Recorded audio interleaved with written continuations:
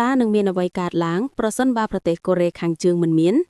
សូមស្រមៃមើលមហាសមុទ្រមួយនៅកន្លែងដែលកូរ៉េខាងជើងធ្លាប់មានកូរ៉េខាងត្បូងនឹងមានឆ្នេរសមុទ្រខាងជើងធំសម្បើមហើយជប៉ុននឹងមានអារម្មណ៍ថាជិតស្និទ្ធជាងមុនចិននឹងមានព្រំដែនប៉ះសមុទ្រដោយផ្ទាល់ក្នុងប្រវត្តិសាស្ត្រពិភពលោកនឹងផ្លាប់ប្ដូរជារៀងរហូតការគ្មានកូរ៉េខាងជើងមានន័យថាគ្មានសង្គ្រាមកូរ៉េហើយសង្គ្រាមត្រជាក់នៅអាស៊ីក៏នឹងមានទម្រង់ខុសគ្នាទាំងស្រុងនឹងគ្មានតំបន់ប៉ះពាល់រវាងចិននិងកូរ៉េខាងត្បូងគ្មានការគំរាមកំហែងនុយក្លេអ៊ែរហើយប្រហែលជាគ្មានទ័ពអាមេរិកចំនួនមហាសាលនៅក្នុងតំបន់ផែនទីនិងតុល្យភាពអំណាចនឹងមិនអាចស្គាល់បានឡើយហើយមានរឿងធំមួយទៀតប្រសិនបើគ្មានកូរ៉េខាងជើងនោះយើងនឹងមិនដែលបានឮអំពីរាជវង្សគីមទេគ្មានគីមចុងអ៊ុនគ្មានការធ្វើតេស្តនុយក្លេអ៊ែរគ្មានរបបសម្ងាត់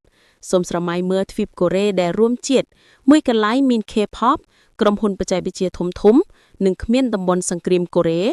DMZ បំបែក